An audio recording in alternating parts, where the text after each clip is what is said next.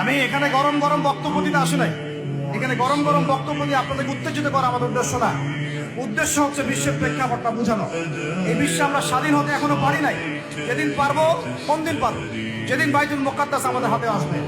বিশ্বাস করেন, ওই জায়গা থেকেই ইনশাআল্লাহ অচিরে ঈসা ইবনে মারিয়াম সারা বিশ্বকে শাসন করবে ইনশাআল্লাহ। ওই সময় দেখবেন মুসলমানরা স্বাধীনতা কাকে বলে। আমি বলেছি, এক একটা জুলুমের 10 গুণ চড়া হিসেব আদায় করা হবে ইনশাআল্লাহ।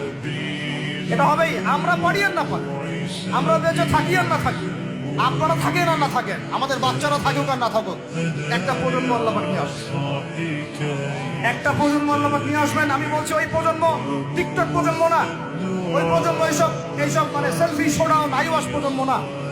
ওই প্রজন্ম এরকম না যে নামাজ পড়ে না, কোরআন তেলাওয়াত পড়ে না।